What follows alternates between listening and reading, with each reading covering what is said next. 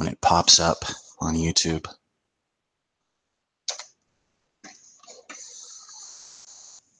Nope, still hasn't gone live yet.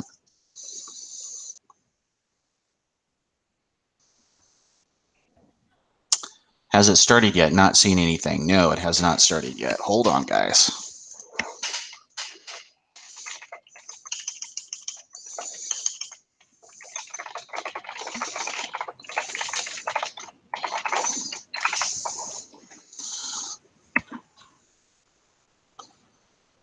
What is that? What is this? Okay, what do we got here?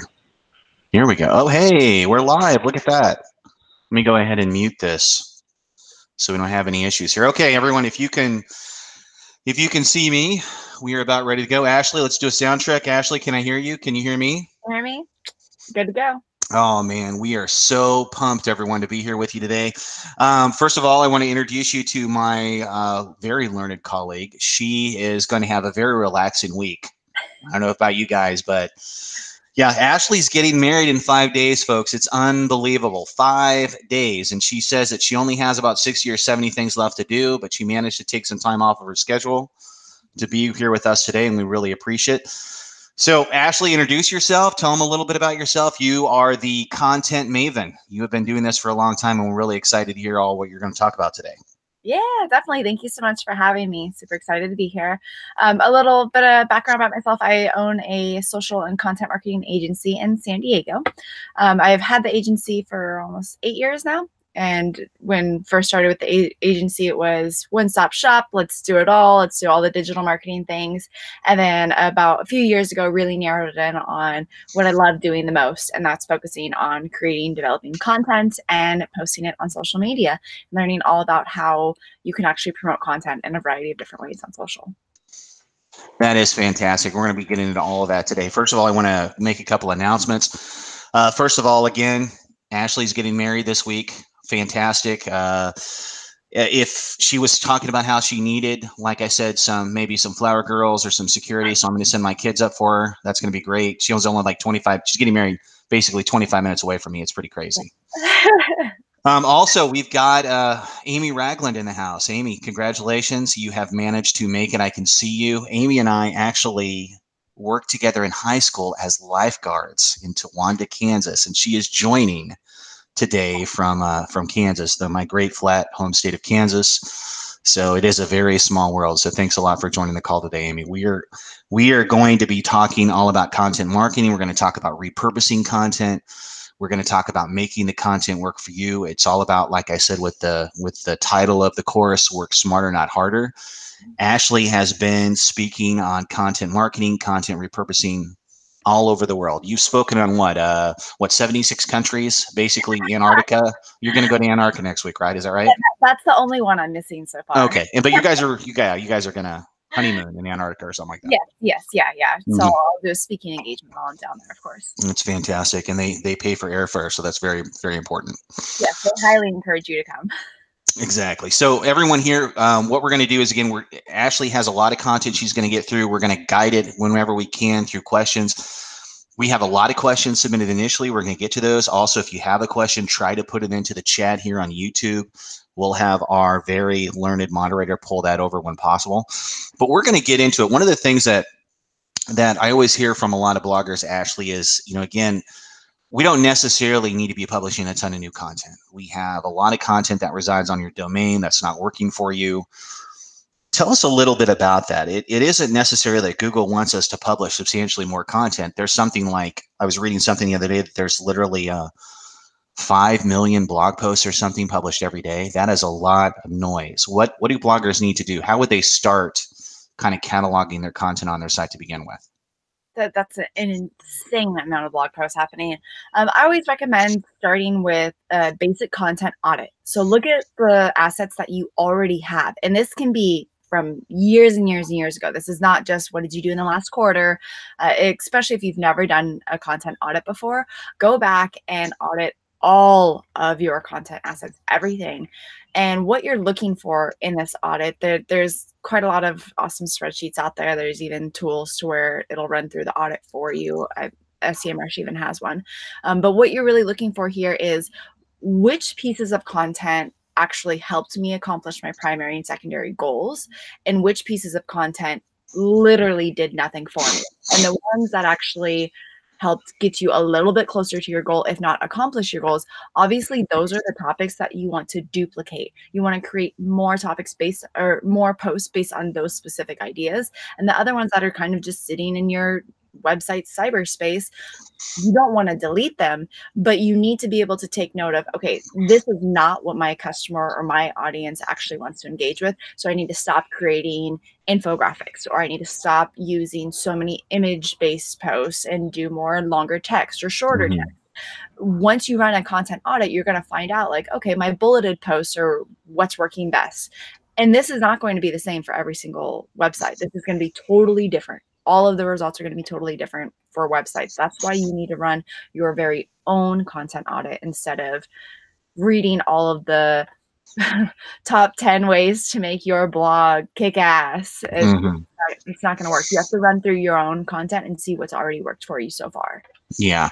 And there's a lot of that. You brought up a very good point, is that a lot of people want to do shortcuts. A lot of people want to do these top 10 or trending topics, and that might have some relevancy depending upon your niche. But what we, and I know there's a lot of food bloggers, a lot of do-it-yourself bloggers, a lot of lifestyle bloggers on the call today. When we're specifically looking to do a content on it, especially for your content, we want to be focusing on bottom line metrics. Which of those metrics, are getting bottom line Google traffic? Now, I know a lot of you might be doing posts where you have Pinterest pins. Those Pinterest pins are tied to your posts. The pins are doing great.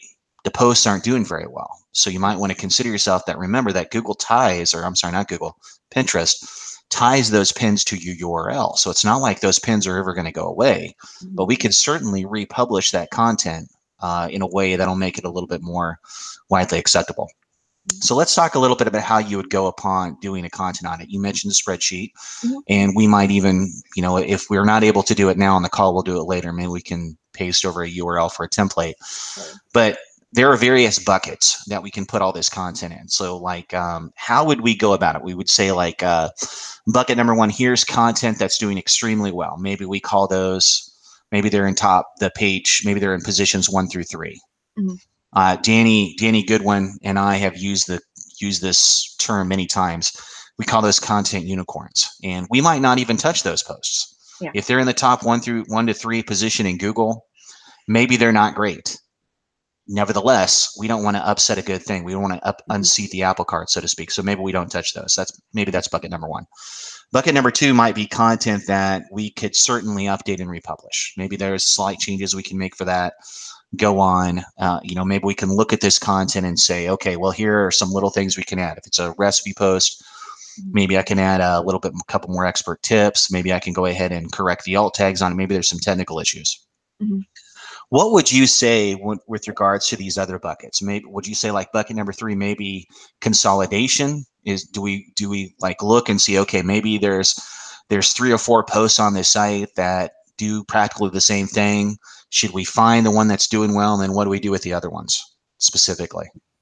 So my rule of thumb is to not delete your babies. Do not delete your posts. Even if they aren't performing for you well, let them live on your site because it's still content. And I found that a lot of time when clients will go in and they have this bucket now, they've gone through the audit and they've developed these different sections, and then they go through and see this bucket where nothing's performed. They're like, oh, I'm just going to delete everything.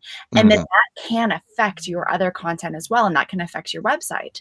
So leave it as is, leave your content pieces as is, but just notate, okay, if the content pieces in this bucket have terrible bounce rates, then look at where they're coming from. If it's Pinterest and your pins are getting tons of engagement, but once they hit your site, they leave, it's probably because you're not giving a honest user experience. You're offering something in your pin saying, hey, this is what you can expect if you click here, and then you click there and you're not actually connecting that. That's the type of information that you're going to find when you start digging into these buckets. And that's also going to help you better craft content in the future. Okay. And that's a very good point. Again, when I do audits, or when I'm working with a blogger and we're doing a content audit, I'll tend to put like, here's bucket number one. This is content that we're really not going to touch, maybe because it's doing extremely well, like I said, the content unicorns. Here's bucket number two. It's content that, it's set on your site for a while. We can absolutely improve it. We're going to update and republish that. We might go ahead and use, we might schedule it out anew. In many cases, you could use, there's various plugins that will allow you to clone a live post. Mm-hmm. Plugins like Revisionize, Revisionary is another one. There's also a plugin called Revision Manager. All of them basically do the same thing, which is that they allow users to clone a post, make whatever changes they want, schedule it out, and it'll go live at the same URL so that bloggers don't continually have to unpublish content. Or, for example, a lot of bloggers on the call will try to make all these changes at one time, but they keep auto-saving. And what happens when they keep auto-saving a post? In many cases, WordPress is set up to keep pinging.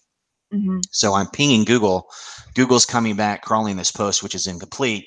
Not ideal for full algorithmic consideration. So I tend to recommend that bloggers try to do all the updates they can, schedule it out so Google can crawl the whole thing at one time. Just personally me.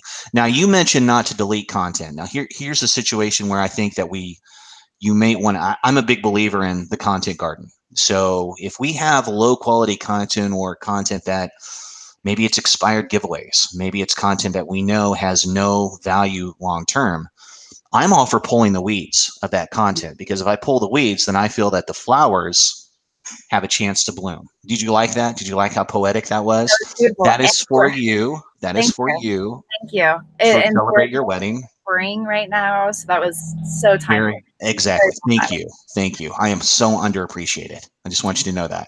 But so that spring was, I may have to disagree just a little bit, just slightly, only because you can go back and those pieces that, so I had an example. I had one client who had like 500 pages of one paragraph pieces of content, one paragraph blog post. And they're like, after we went through the content audit and discovered this terrible section of their blog, they're like, okay, so we'll just delete all of these. And I was like, no, don't delete them. Let's update them instead.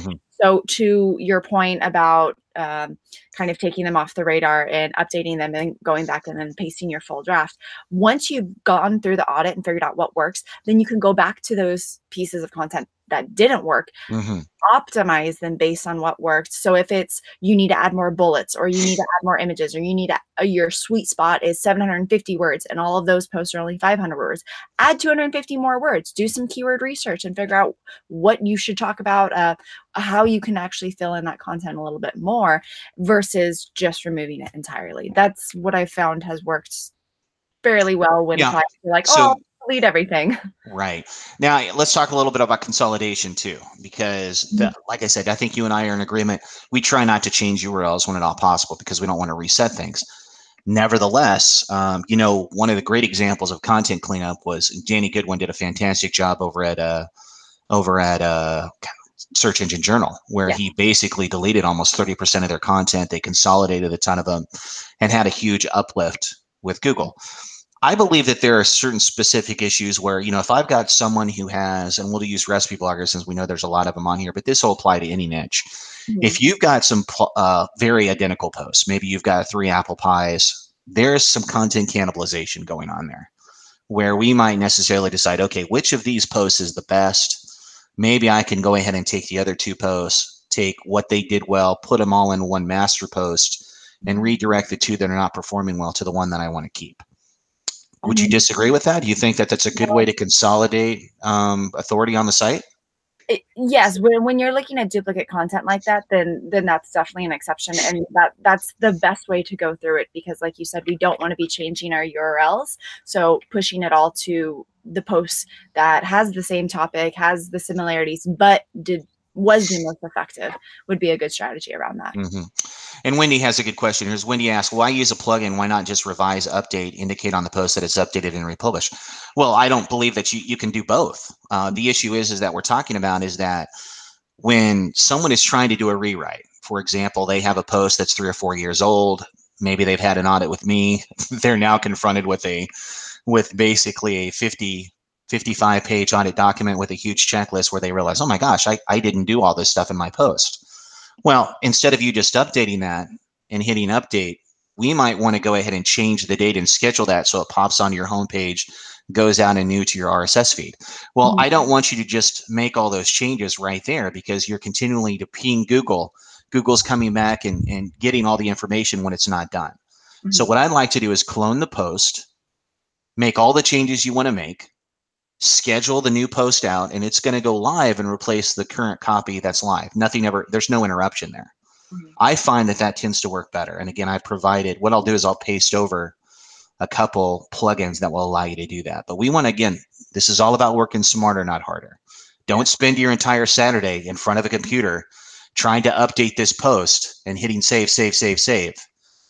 Take a copy, clone the post, get to it over the weekend whenever you can, make it perfect, schedule that thing to go out, and then, of course, it can replace the post that's live. Now, we talked a little bit about there's a lot of content myths that go on out there, Ashley, with regards to content.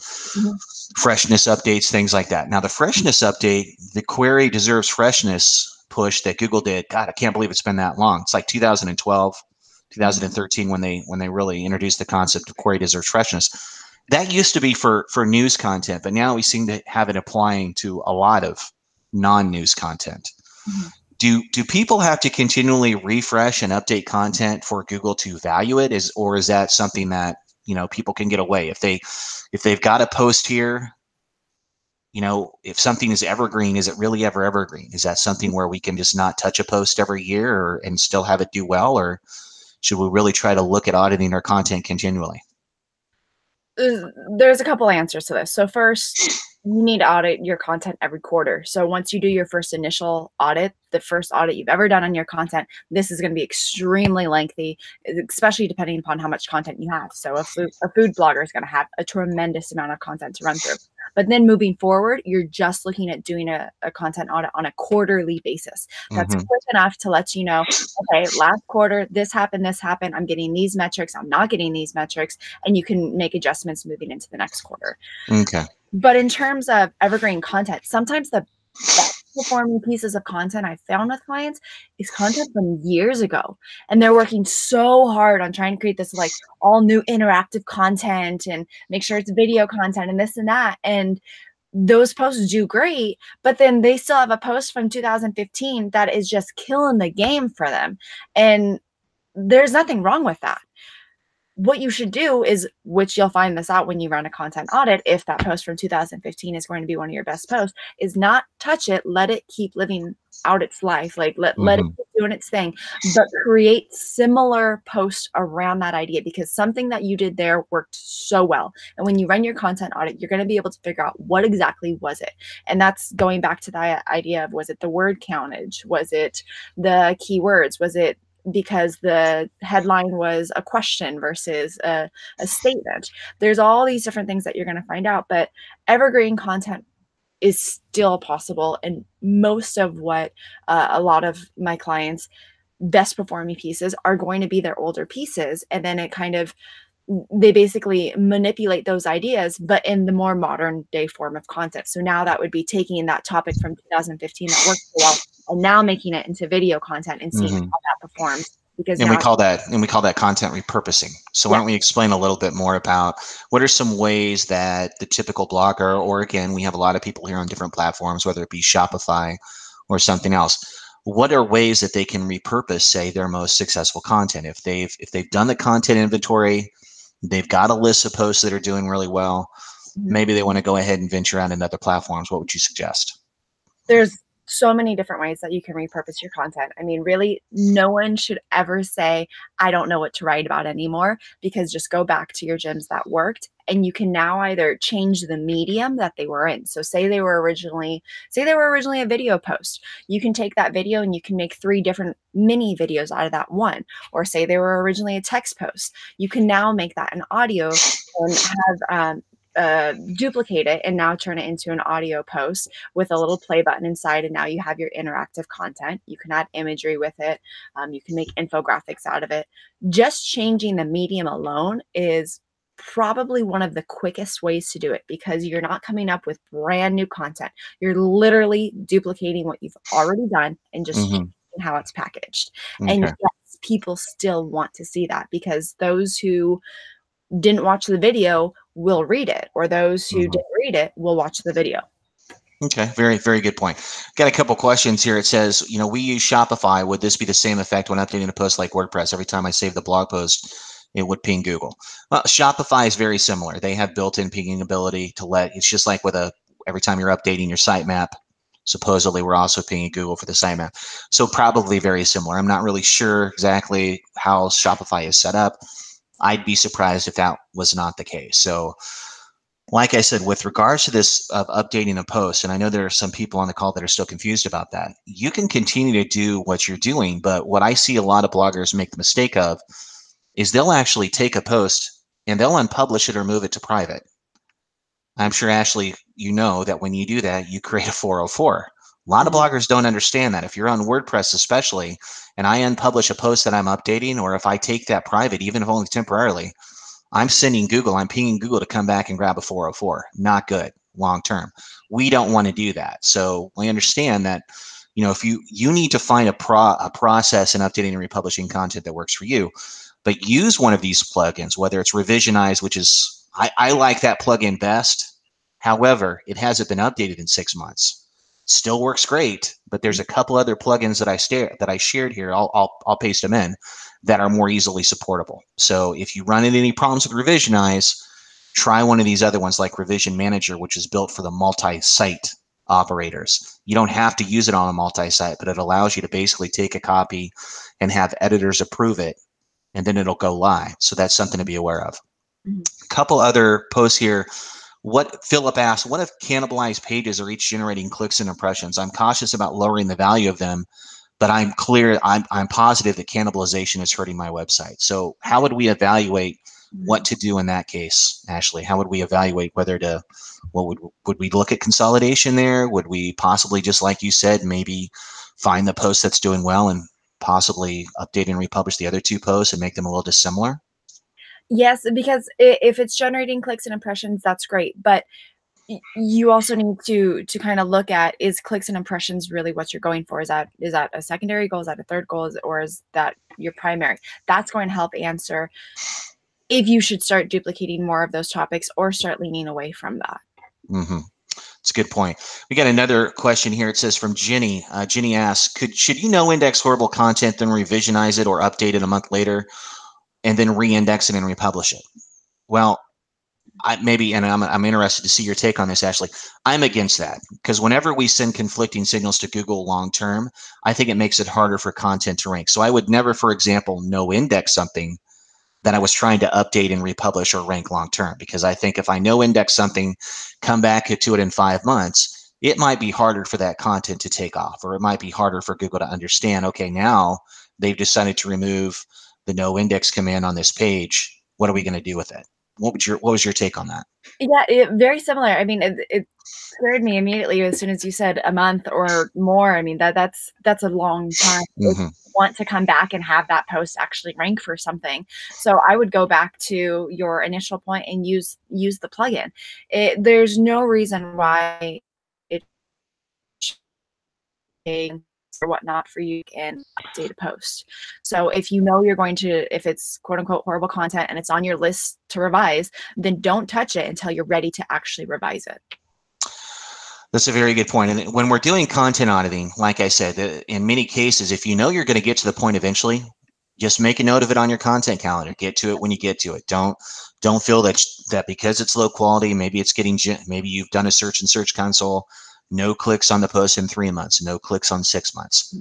Totally fine. Get to it when you get to it. We don't no index something that we're going to update and republish. Yep. Now that brings us to another point. Let's talk a little bit about seasonal content, because seasonal content can be a big deal for most bloggers. You might have, again, content that's holiday specific.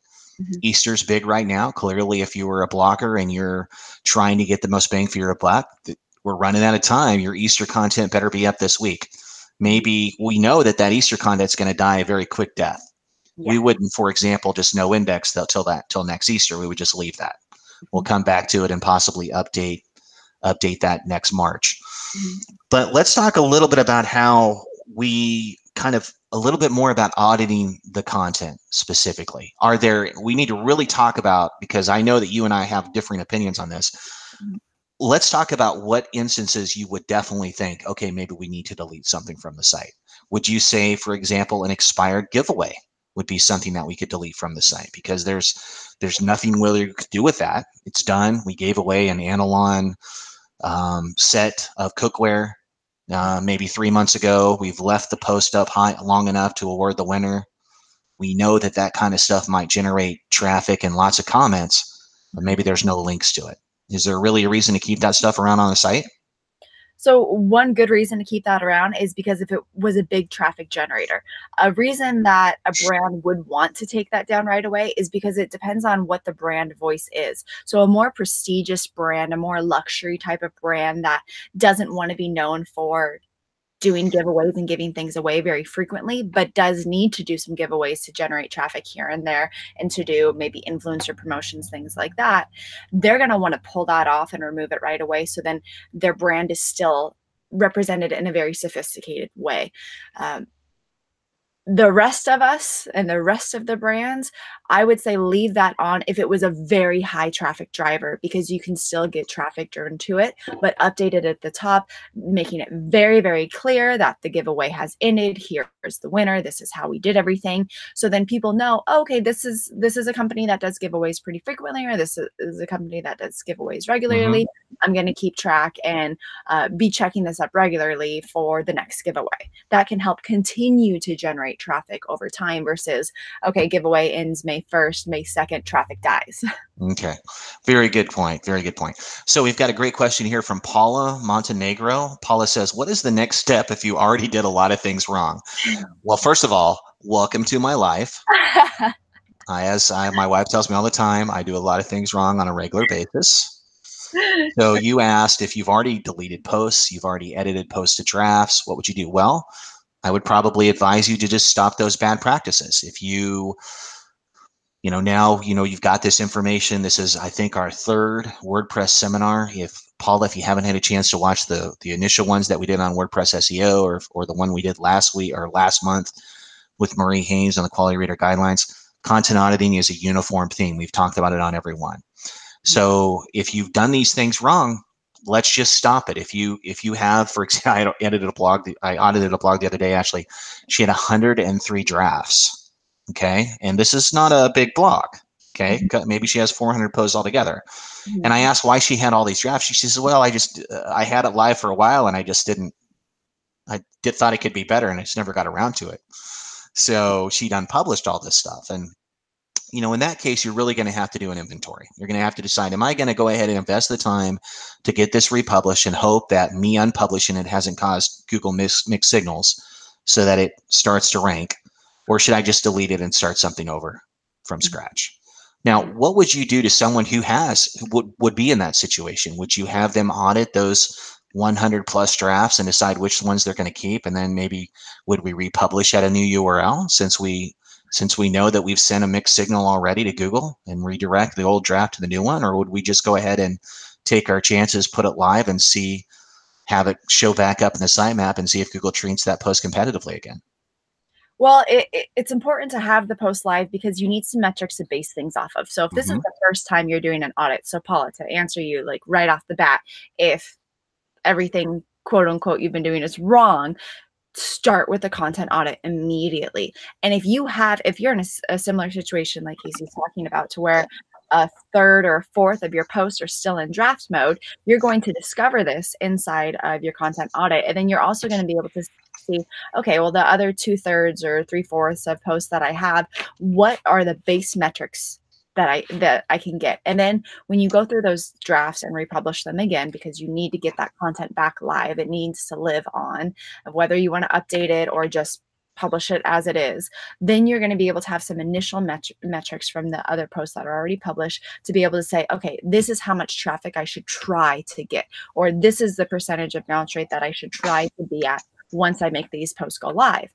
Give it a quarter, depending upon how much traffic your site gets. you could either be able to go back in a week, or it may take up to a quarter for you to generate enough traffic to actually get metrics to say, okay, by republishing these drafts or by editing these drafts slightly and publishing them again, I was able to hit the benchmark of the other post or surpass it, or I didn't hit it at all. So whatever methods you went through, finally making these posts great again and editing these posts, it didn't work. Okay. Yeah, very good. Very good point. We got an admin question here. Do you recommend changing tags on a repost, for example, tags on images or the description tag? Well, first of all, you shouldn't be putting tags on images. Mm-hmm. So let's talk a little bit about that. One of the things that I see a lot of people mistakenly do is stuff their alt tags, their alternative text field, with the description, with hashtags, or with things that are not at all related to the point of that field, which is to provide visual interpretation for accessibility crawlers. So when I see, and this is a common issue, is that people have been told for years that alt tags should be stuffed with keywords, or that we should be writing some kind of a marketing description in there for Pinterest. That's terrible. I had an aunt that was blind. Again, that's not something that she loves. She always used to send me basically. She was very mean. She would send me salads and vegan stuff because she knows that I don't like anything that's vegan. And she says, "What are you doing with these food bloggers? Aren't you treating them how to do alt tags correctly? I need to know. I need my visual reader to read to me what's in the photos. I want to know what's in the photo. I don't need to have this long line of keywords or this Pinterest description." Mm-hmm. So I want you all to know that you're causing me consternation. You're causing me pain every time she sends me a healthy eat salad or something along those lines. So please work on those alt tags, work on the rest of that stuff. So do you recommend changing tags? Let's take this back a little bit. Do you recommend changing categories, or do you even recommend the use of tags? Because in many cases, I tend to recommend that we know index tag pages because they are the epitome of thin content. Do you not agree, Ashley, that you should know? Do you know index tag pages? Yeah, that's a good point. I mean, categories are one thing, and categories can be helpful for a user if they're actually used by users. So often I find that categories aren't labeled well on a site, and the posts aren't actually categorized very well. And so users don't want to click on the categories and will go to your menu bar to access your post versus your actual category section because you're not categorizing specific enough. If you are categorizing specific enough, then you're doing that specifically for users. And updating the category, that's not going to do much for your SEO from what I've seen. It's just going to help the user better find certain posts when they're looking for certain categories. Right. So we also mentioned again that tags are kind of like shingles on the house that is your blog. They're not that great. Maybe they help a little bit, but not much. Yeah. Whereas categories are like windows. Categories allow us to see content grouped very dynamically, and we can actually optimize category pages with custom descriptions, lots of on-page content, thing like that. So I tend to want to leave category pages open whenever I can. Yeah. We're going to go ahead and have you address another question here quickly. It says, let's see here. Got a good question here. Let's go to one of the questions that we had submitted, and we have a lot of them. Let's go ahead and do that really quickly here.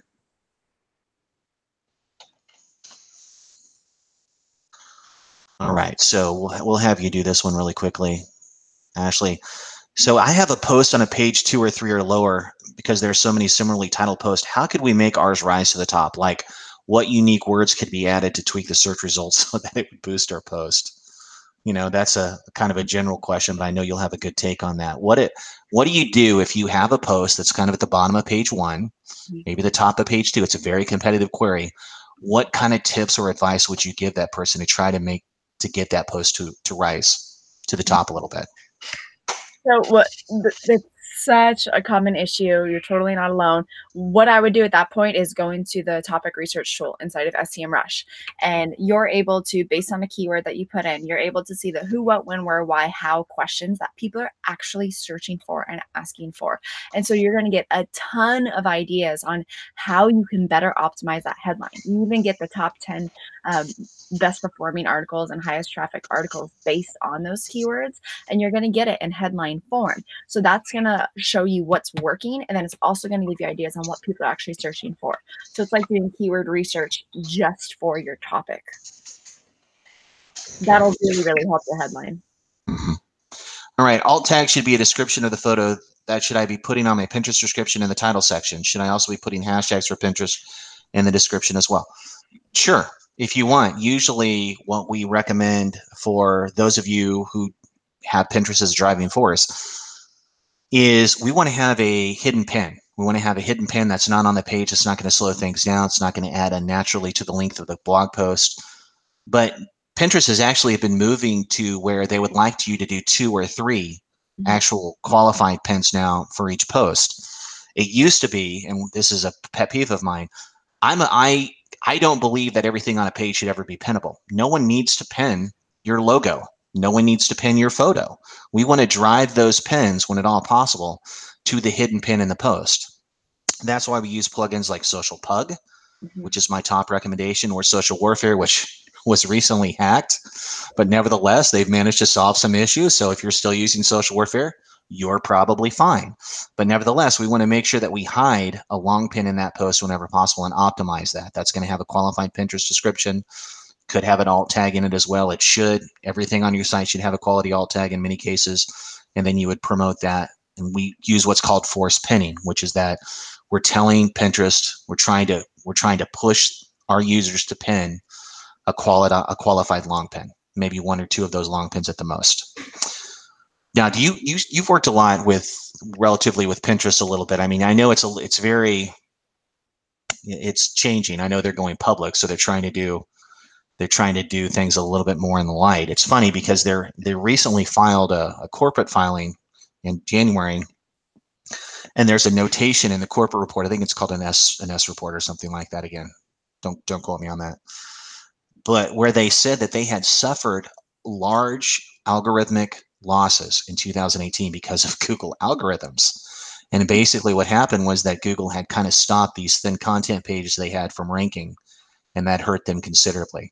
So it brings up the point about how we can't rely on necessarily one channel to generate traffic, which is why this content repurposing is so important.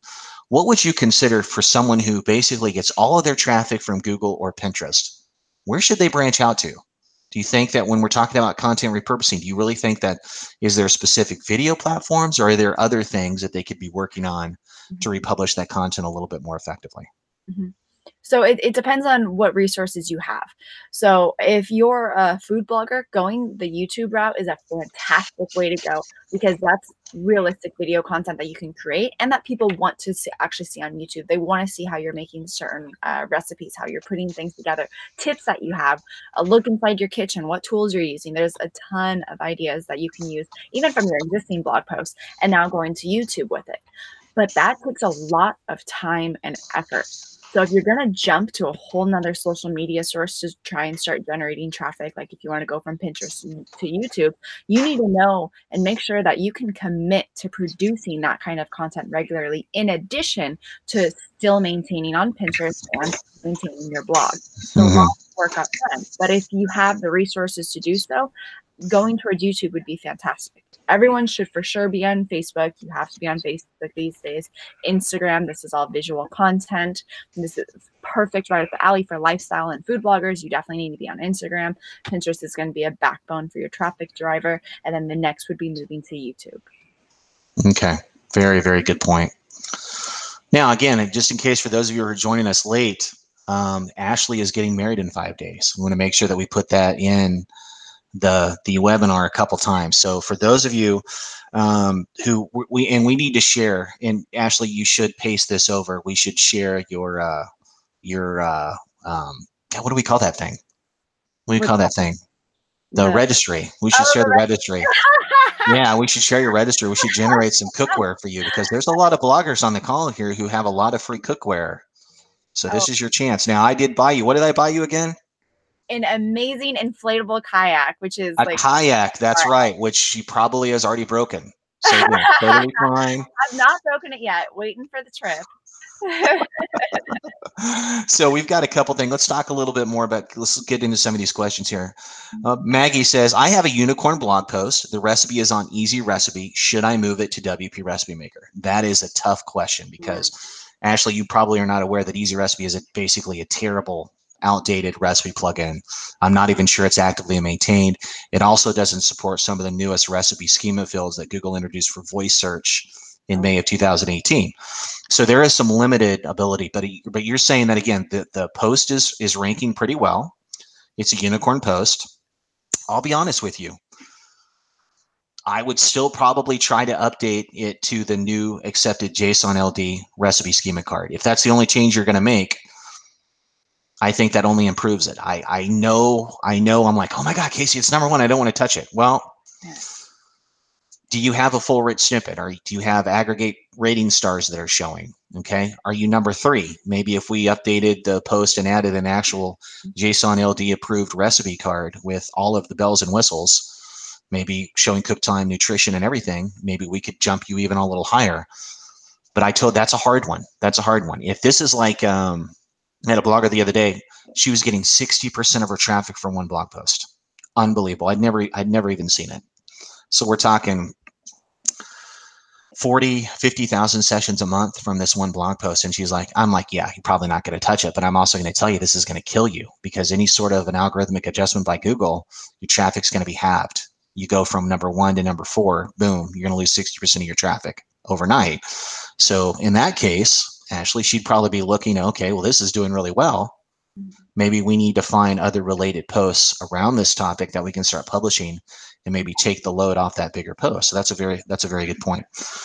Okay, so Anisha has a question. Do I publish a related post as a separate recipe or as an extension or part of the original recipe? For example, chicken shawarma, the chicken shawarma recipe. Now I want to do a chicken shawarma Greek salad.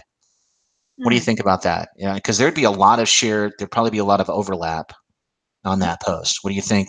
What do you think her best approach there would be? I would still do it as a separate recipe, but this is where categories are super important. So if there's a chicken shawarma category or a Greek recipe category, you can have multiple recipes that are using very similar ingredients. Even the keyword chicken shawarma is going to be in both of those titles, but those are 2 totally different recipes. And in that Greek salad recipe, you're going to be able to link to the original chicken shawarma post as well. Okay, very good. Let's see here. We're looking at some of the other categories here, and I know again, hats off to our fantastic moderator who's pulling these over for us. Let's see what else we've got here. I'm Amira's Pantry. I've noticed that some of my posts do not have index image when pulled up by Google, although they used to have the image before the recent update. Any idea why? Okay, so let me talk a little bit about this. There has been a lot of volatility in Google over the last couple of weeks. In fact, Google already reported a wide de-indexing issue that happened starting on or about, the 6th of April. It's the 15th now, and they're saying that they've resolved it, but I'm still seeing a lot of reports from bloggers who have lost rich snippets or who are going into Search Console and finding that I have 400 posts, but Google's only telling me that 200 are indexed. This is not a you problem. This is a Google problem. So I know a lot of you are concerned or like, oh my God, what do I do? Well, if you want to be proactive, resubmit your sitemap. If you know that if you're doing a content audit and you've noticed you're missing some recipes, go ahead and use the URL submission tool and maybe individually resubmit those again. But Google's going to work this out. I know it's tough to say, when you've got these stats, but this stuff happens. And that's why one of the questions I have for you, Ashley, is that clearly we don't want to live in a world where we have to rely on Google for all of our traffic. Yeah. So how do bloggers work to branch out to that? I know a lot of them use Pinterest. Mm-hmm. What other categories can they really start to be pulling traffic from? Is that clearly that's different for every site, but are there some specific strategies that you would suggest for users looking to minimize fallout from these crazy issues with Google? 100% social. Social is going to really help drive traffic to bloggers. Also, working with influencers, working with other bloggers and having traffic coming from other similar type of blog posts from influencers who are looking to develop new content. utilize that in social media, and not just Pinterest. Explore the other social media networks, especially if you can create the video content, just like we were talking about. Those are great places to be getting traffic instead of just relying on search queries. Right. And and very good point. So we've got a lot of really good questions here. We're going to try to bang some of these off really quickly. First of all, yeah, Skylar's made a good point here. So please understand that tag pages in WordPress are not the same as an alt tag for an image attribute. Not the same thing. If you're using your alt tags correctly, they should be no more than 15 or 16 words. They should visually describe what's in the photo for someone who can't see it. The better, the more descriptive you can be, the better. Just don't write a novel there. With regards to this here, oh, and you got some congratulations here. It looks like people are starting to buy you more inflatable kayaks. That's fantastic. 3 inflatable kayaks so far, Ashley. That's great. I think I'm good on the inflatable kayak. If we optimize the images in an older post, it is okay to delete the now unused images, right? You know what? Yes. And the reason I recommend you do that is because those old images, if they've been shared on Pinterest, the Pinterest ties them to the post, not the image URL. So those Pinterests have been saved. Those images have been saved on the Pinterest server. You're totally fine. Wouldn't even lose any sleep over it. Let's see here. I have a #1 post with a snippet in Google. The recipe card is in Yumly, which is not supported any longer. I'm not touching it. Totally get it. Like I said, as Ashley and I have talked about, that can happen. Here's a good question for you, Ashley. We were under the impression, this is from Art from My Table. Thanks for joining us today.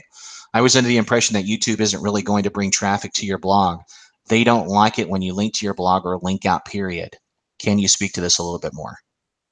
Definitely. So YouTube isn't going to be as high of a traffic driver as, say, Pinterest or Facebook is going to be because of the linking abilities within the social network. But what YouTube is going to do is give your brand a voice that it may have not had before. And so you can generate such a big following on YouTube to where you may not need them to even go to your blog, but you're going to embed the YouTube post or the YouTube video inside of your post, and you're going to have it on YouTube. So now you have 2 separate groups of followings. Why not have both groups of followings and increase that versus just having your blog only followers? Very good point. Related question, can embedding YouTube videos into blog posts help rank my post better in Google search? No, because there's no ranking factor for embedding those videos. Just because Google owns YouTube doesn't provide any sort of benefit. It's one of the things that I find funny about. Video is not a ranking factor. It's amazing how many times I have to explain that to people. It's, if you want to use video to enhance your post, great. But whether the post has a video or not have a video, it's not necessarily going to have any impact on the ranking there. So really something to be aware of, because I know there's a lot of people selling video services these days. And hey, if you can provide a video in your recipe card, all of the quality ones support that. A lot of people like to watch videos. Great. That'll certainly help you enhance the recipe card, but it's not going to get you into the recipe carousels faster. And it's certainly not necessarily a deal breaker if you don't have it. Now, someone didn't mention newsletters. Let's talk a little bit about that, Ashley. Do you have a lot of experience with newsletters? And this blogger, Amanda, very correctly noted that newsletters are one of the only things that bloggers truly own, or the email list, their email list. They can take that with them forever.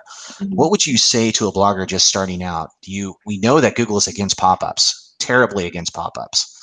We have the mobile, they've actually started penalizing for pop-ups since January of 2017, where if you've got an intrusive interstitial, a lot of bloggers, if you're on the call and you've never heard of an intrusive interstitial or that Google actually penalizes for this on mobile, please look that up. A lot of people are surprised when I say that. If you've got a pop-up that activates immediately on the first click from Google for your mobile site, you could possibly be getting penalized, especially if it takes up more than 30% of the screen. A lot of people use a delayed or an exit-only pop-up, and that's certainly something that you could do. Do you have any tips, Ashley, on how someone could more effectively build their email list going forward? Yeah, definitely. So it's something that you can have in the top right hand of your blog. It can be on the homepage. It can be just on the menu, to where it's as simple as want regular updates on our posts, click here. They actually go to a page, and then they have a form fill out on the page to where they can easily add in their email address and sign up, versus going the pop-up route. I prefer that route because as a user, when I have find a blog that I absolutely love and I really want to stay up to date every time they share a new post, I want to be notified of it, I find that it's so difficult to actually figure out where you're supposed to sign up for the email newsletter. Once you have that pop up that pops up right away and I exit out of it immediately, then I fall in love with your blog.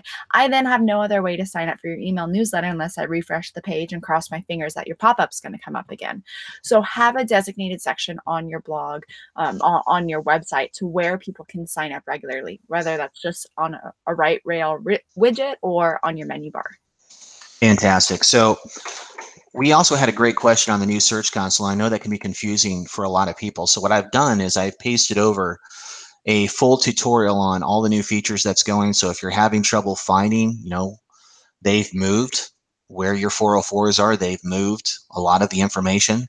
This resource that I've shared from pepperlandmarketing.com will kind of guide you through the new Search Console so you can use it a little bit more effectively. But it really is one of the most important tools that a blogger can have at their fingertips. It allows you to see very quickly, here's the content that's doing well. Here are the technical issues that I need to address. It's a great way for you to view your backlink information, things along those lines. We're going to go ahead and talk about this. Do you think video will become a ranking factor? Seems like it will, since it's one of the warnings on Search Console. No. And the reason I don't believe it'll become a ranking factor is the same way that things like word count and social signals are not ranking factors. It's a muddy signal. Anyone can actually manipulate video considerably, actually. I mean, we could go in and I could buy 1 million video views on YouTube now. They're getting a little bit better at tracking those down, but it can be done, especially if you own an IP scrambler or something along those lines. So no, I don't think it's going to be a ranking factor. And remember that a warning is not the same as an error. So just like if you go into recipe schema, video is a warning. If you can put it there, great. It provides the possibility that you can provide more value to your users. But having the video there doesn't necessarily generate a rich snippet. On the contrary, it doesn't at all. It doesn't generate a video thumbnail. And it certainly, again, is not going to get you into the carousels. You don't need video to get into the mobile carousels these days. Not at all. But like I tell bloggers all the time, if we can fill out as many of those recipe attributes as we can, go from enhanceable to fully enhanced, I'm all for it. But don't lose any sleep if you've got 300 recipes and you are getting a video warning on every one of them. Not going to provide you any huge increase in traffic adding those video content. Okay, so continuing on down here, let's take a look at some of the questions here. How valuable are roundups with other bloggers, and how many recipes should be max in one post? Well, let's talk a little bit about like inbound linking vehicles specifically, because I know that's something a lot of bloggers struggle with, Ashley. Roundups are very popular in the recipe do-it-yourself lifestyle niche because it's a great way to interact with other bloggers, especially in similar niches, and kind of cross-link related content. On the positive, it's relatively a low. It's a low. What's the word? There doesn't take a lot of resources to do it. You can network with a couple bloggers, you can pull together a list, and you're good to go. On the negative, because they're so easy to do, there's so many of them. So I would say that there's probably a right and a wrong way to do a roundup. For example, I would want to make sure that we'd have a competent description. I'd want to make sure that we had a nice introduction, maybe a custom pen. We don't just provide a list of recipes. Maybe we tell the user, here's why I chose this recipe for this roundup. Yeah. And then we have a quality, conclusion. Do you think that there's any other kind of low-hanging fruit? I mean, I know the relationship building, one of the best ways to build links for a blogger. Are there anything else that you can think of with regards to content that we could use, especially on the repurposing side, that you think would generate much better links? So one of the best ways to do it is to separate that out into multiple posts. So if you're part of that question was, how many recipes should be in a post? Well, you really should just have one roundup recipe per post. And in that beginning, when you're doing that introduction, make it personal. Not just say why you chose to post this recipe, but kind of give some information about the person who came up with the recipe and why you're sharing it with them. Make it so that the user can actually feel something instead of just get the info from the recipe. And then that's also going to help you with your roundups in the future because you're basically storytelling and providing the information that they want. So then you're better able to link them back and forth. And you're going to get more opportunities by just doing one recipe per post. It's going to give you a lot more content and a lot more. Gotcha. Very, very good point. Let's continue to go down here with these questions here. It says, is there a rule of thumb for how long to wait before you republish a post? So if this blogger is asking like 2 years, not including seasonal, of course. Like I said, maybe the post is on the site. It has generated some traffic, but it's dropped off considerably. Are there any pro tips there for a user to be able to, prioritize which content to update and when? Yes. So what you're looking at here is going through your audit to see how long it takes for you to generate a decent amount of traffic. And for you, a decent amount of traffic could be 100 visitors in a week, or another site, it could be 100,000 visitors in a week. You need to see what your patterns are. And then based on that, how long is it going to take you to get that traffic? Because once you republish a post, you need to let it run for that week or that month or that quarter until you hit that amount of traffic to where you can actually get correct metrics from. So go ahead and publish your post the first round, let it live for that week until you get enough traffic to your site to where you can get metrics from it. Then look into reposting it. There's no perfect number. There's no 1 day, 3 months, 1 year. That doesn't exist. It's based on how much traffic your site gets and how long it takes to get that average amount of traffic. Right. That's an extremely good point. So we have a couple questions about users who want access to a content audit checklist. I have a link to an article that you did at Search Engine Journal, which actually has that very checklist. So I will go ahead and share that to everyone here. This is Ashley's audit checklist right here. And this is a checklist Check that this out. Your very first audit, you can use this. And when you do your ongoing audits, you can use the same template. Absolutely. I'm also going to share one of your old, you had a really nice presentation for Sierra Interactive previously. That's online. This is basically reuse, recycle, how to repurpose content. So for those of you to call, this is a previous presentation from Ashley. Well worth your time. Check that out. We'll go ahead and link to that. Okay, getting back into some of these questions here. Let's go in. Let's see here. What's the best way to repurpose video content? I think we've kind of touched upon that. I've heard of and experienced ranking drops after an update to a post. Is this normal for the short time? If the decreased ranking persists, what should I do? It's a good question. So Ashley, if it's funny because there's an actual patent. Google has an actual patent on this, and of course the name escapes me, but it's basically a patent where it says that Google likes to play around and screw with the emotions of bloggers by providing ranking drops when they detect large changes to a piece of content. And this is like it's like some kind of a demonstrated needs patent or something along those lines. And I'll have to look it up because I know I had it written down somewhere. And this is where the concept of the Google dance came from, because basically when you update a post, especially if the post is already ranking well, you could easily have the post drop initially, and it might drop for a week, 2 weeks. Then all of a sudden it just bounces back. And this is probably because Google is now reevaluating the post. Or they could also be scaring you into reversing all the changes you made to the post. That's what a lot of people, when they read this patent, think is happening. It's like, well, Google doesn't want to know if your changes. Google doesn't want you to know if your changes to the post had any positive effect. So they're just going to screw around with you and not rank the post competitively for the next couple of weeks so that you panic and reverse your changes.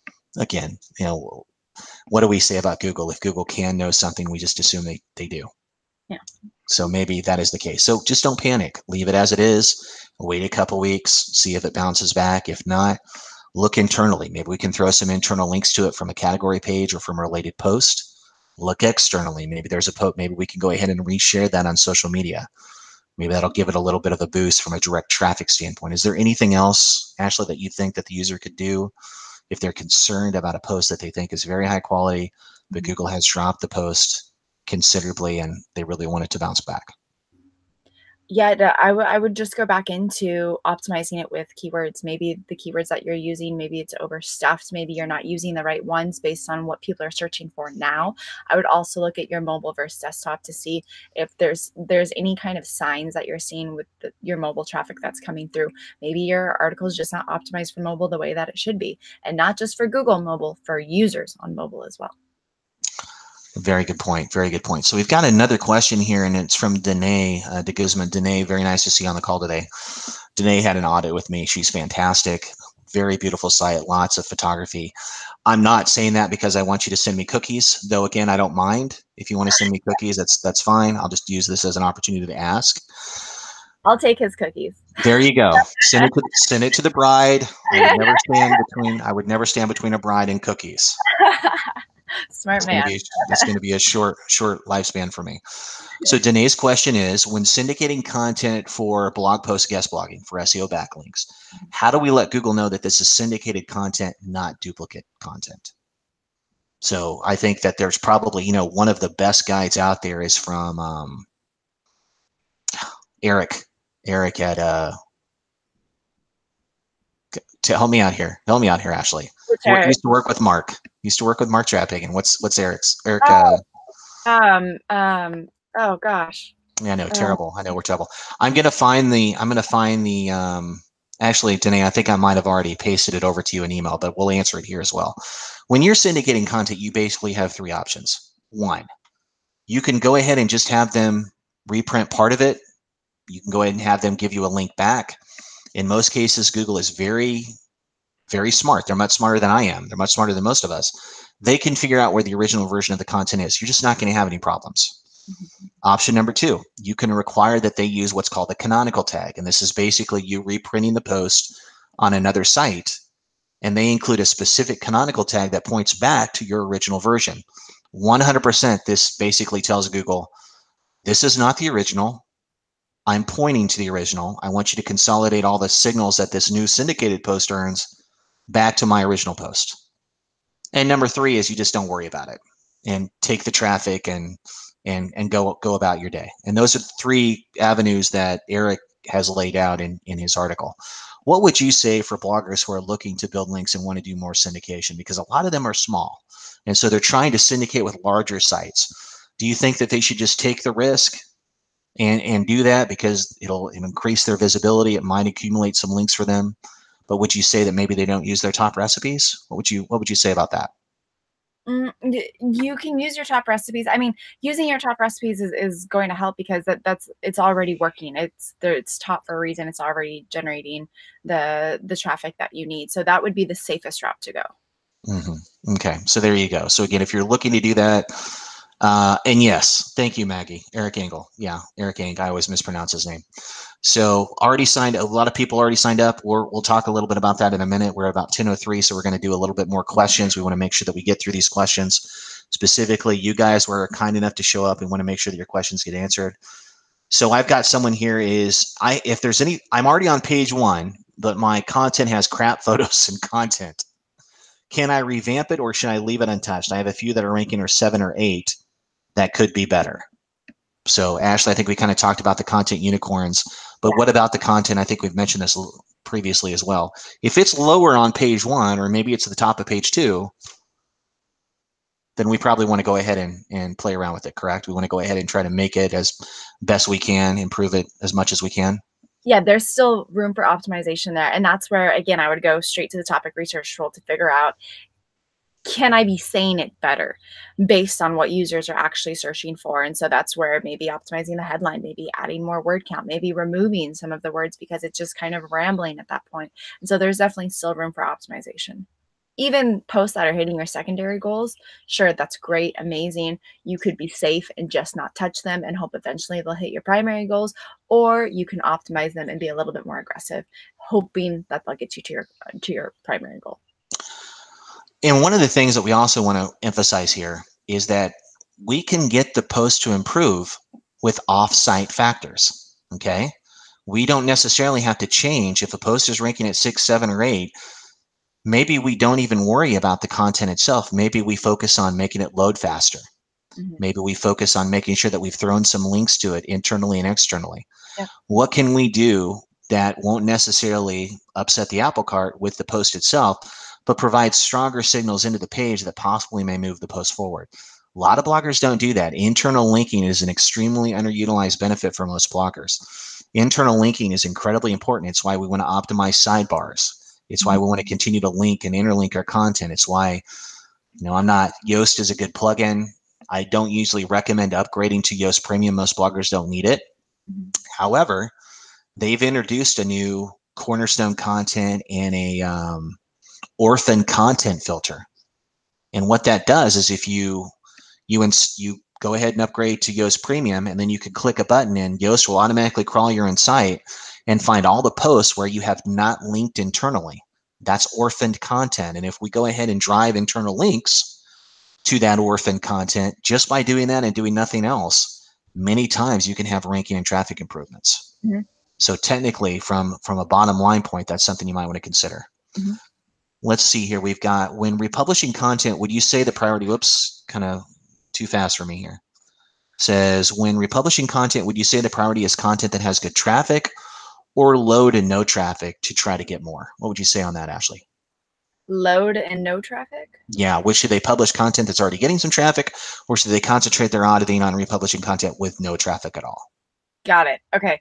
So lots of times people don't want to touch what's working great, but Casey, you had already brought up this point. What if you haven't even hit the tip of the iceberg of the potential that that piece of content really has? So yes, you can republish what's working. And of course you should republish and try and figure out repurposing content that just didn't work, because obviously it didn't work the first round. And that could be because the medium that you put it in, or because the topic, it could be the word count, it could be the linking. There's a million different factors, which you will find out when you go through your content audit, what factors are causing it to not work. But definitely repurpose the content that's done well, because if you know that something's working great, why not do more of what's working great? Mm-hmm. Very good point. Very good point. And again, like I said, we want to work, the whole point of this is working smarter, not harder. Yes. So we really want to focus on trying to get you to use your limited resources to where you're going to get the biggest content bang for your buck. Mm-hmm. Okay, another question here from Jennifer Farley. I recently heard someone on a different webinar say they use Cloudflare to mirror all of their images since they were too many for them to optimize. Do you recommend this as a potential option? Well, Jennifer, let's explain a little bit about what Cloudflare is. It's a CDN. It allows you to actually propagate your DNS to various servers all around the world so that things load faster. It basically, when you say mirror, it basically is taking your content, making copies of it, so that if someone is in the UK and they're accessing your site, they can pull your content from a server close to them. If someone is here in San Diego or Southern California, they can pull a copy of the content from a server that's closer to them. So maybe you might have misunderstood exactly what they were saying, because a CDN or Cloudflare, it's not really that they're doing anything differently. They should still be optimizing all their images. They should still be putting quality alt tags on it. They should be using title attributes when they can. There's nothing different there. So maybe you might want to clarify exactly what you mean on there. But yes, it's mirroring the content, and that includes the images, but that's just a good SEO practice. It's not really something unique, so to speak. Are you recommending bringing that pre-purposed content to the front? New date. Wendy says that. Yes. We want to go ahead and make sure that if we're republishing something, and Ashley, please correct me if I'm wrong a lot.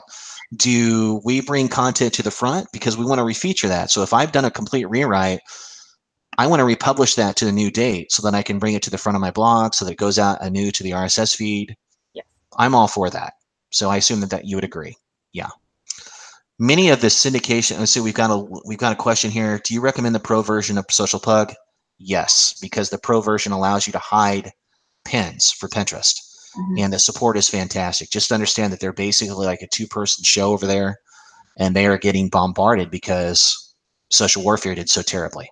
So if you're looking to migrate over, they have an importer from social warfare, which makes it very seamless. So you can pull all your pins and everything over. Question here, many of the syndication pages started to only give you no follow links. Is there any benefit to these backlinks? Well, as Ashley and I would agree, if it's a no follow link, this is again what Google is telling us, so we have to agree, they're not counting that in the link graph. There's no benefit there algorithmically, but maybe those links are sending you traffic, and that would be something that you want to consider, because just because a link is no follow doesn't mean it's a bad link. And you're going to find that next month if you sign up for our seminar with Ann Smarty and Jim Boykin on link building. They're going to talk all about that stuff in detail. Now, if you're going to syndicate a post, or if you're going to do guest blogging or somewhere, there's no reason that they should be no following those links in many regards. So you're going to have to ask them specifically about that, especially if there's value to that. But that's something that, you do have to be aware of. Mhm. Do you still need Social Pug Pro if you already have Tasty Pens? Actually, Jennifer, I would get rid of Tasty Pens and I would go with Social Pug because you don't need both. At least with Social Pug, you have full control over the images you're embedding and you don't have to worry about an extra or an extraneous plugin, so to speak. What about the no refer links? Oh, you know all about those. Ashley, you probably know that a while back, WordPress updated the core to add these no refer, no open commands to all their links internally. A lot of bloggers mistakenly thought that that also meant they were no follow. So you can imagine going through an audit and finding that these bloggers had literally dozens and dozens of posts that they thought they'd no followed because they saw that in there, but it was really had absolutely nothing to do with no follow. So for those of you on the call who are confused by that, just ignore it. Okay, you just want to make sure that if you've got paid, sponsored, or affiliate content, that's all no follow. Let's go ahead and get here to a question, couple more questions here before we let Ashley go back, because she has literally 600 things that she has to complete this week before her wedding. So much. So let's go back here. Let's see here. Okay, let's talk about H tags. Should every single updated post have H2 questions added, updated? And if so, how many is a good number to shoot for? So you know that there's a lot of, and again, I know that there's a lot of, you've probably seen it yourself, people tend to write longer content because they believe that that does better in Google. Unfortunately, in many cases, the longer content's not always better. They're trying to get to some preconceived word count. We know that word count's not a ranking factor. John Mueller has said it multiple times. Nevertheless, using things like H2s makes it easier for users to read the content, especially on mobile. Do you tell me a little bit about how you would put together the perfect post these days? H1, H2, H3s, how would you go about it with regards to headings? Yeah, definitely. So, of course, you have your H1, but having H2s and H3 are helpful for users as well. They're really, really helpful because it gives your mind a break in between reading a lot of text. And I'm so glad you brought up that having super long form posts is not the perfect answer to ranking. You can have a short post that ranks just as well, if not better, than a post that has 1,500 words. Something that has 500 could do even better. This is, again, what you're going to find out when you do your content audit. If your audience is staying on a page longer when you have 2,500 words and they're not bouncing off, they're actually reading that. And there's a bunch of different tools that you can use to see how they're scrolling and what their scroll speed is, to see how they're actually interacting with the content. If that's the case, then keep doing long form content. But if you find that they're only spending 5 seconds on a 2,500 word blog post, they're obviously not reading it. So go to the shorter form content. If nothing else, you got to audit your content, folks. So it seems to just keep echoing. All right, and that's going to do it. I know there's a lot of other questions here. We're probably going to answer some of those, but I know that Ashley has to get going. She has another call, and of course she has to, again, inflatable kayaks. We got to check on inflatable kayaks. Okay, that's a big deal for her wedding registry. So again, wedding registry, she only wants inflatable kayaks. That's what she's looking for. Ashley, thank you so much. How could someone connect with you online? You have a Twitter account. Let's go ahead and get that pasted over. Yes, it's at Ashley Mad Hatter. So Twitter, if you guys ever need any help with your content, looking things over, I'm more than happy. Tweet at me and I'll get back to you with your questions. Okay, and I've gone ahead and pasted that over. It's at Ashley Mad Hatter on Twitter. Ashley, congratulations on your wedding. Thank you. I do not take it personally that I was not invited. It's fine. I am not hurt. Even though I am only 30 minutes away, I am not hurt. I do not take it personally at all. I don't even think about it. That's good. I'm so glad. Not even think about it. Don't even think about it. So glad that that's how you feel. It's good that you feel I'm fine. I'm mature about that. It's totally fine. Good. I'm glad. Definitely send him those cookies, please. Yeah. You give my best to your future husband, and it's always a pleasure. We'll speak again soon. Thanks so much. Thank you. All right. So Ashley's going to log off here, but what we're going to do is we're going to quickly talk a little bit about the next seminar that's going on. I'm going to go ahead and paste over the link here for you. This is the link building strategies to move the blogging needle. You guys, this thing is going to be awesome. It's going to have Jim Boykin and Ann Smarty. Combined, they have almost 4 decades of link building experience. I consider them both professionals at the top of their field. I've worked with both of them. I've shared the stage with them. We've spoken together. They're very consummate professionals. I know link building is a black box in many cases to a lot of you bloggers, especially food and do-it-yourself bloggers. We're going to cover some strategies. We're going to talk about relationship building. We're going to talk about what Google is looking for in a link, comment building, roundups, all of that stuff. So if you had a question today on roundups and we didn't get to it, don't worry. We're going to get to it next month. So I'm going to go ahead and paste over the information again. You can take a look at that. But this is going to be on, I believe it's Tuesday, May 28th at 9 a.m. Definitely sign up now, folks. It's going to be great. I'm really excited about this one. So on that note, I wish you all a very happy tax day. Also, today is National Spiral Ham Day. I know you're excited. I'm excited. Anytime there's a pork holiday, I get super excited. So I'm going to go down and get a honey baked ham today. And I wish you all the very best. Thanks so much for joining us today. We'll speak again soon. Thank you.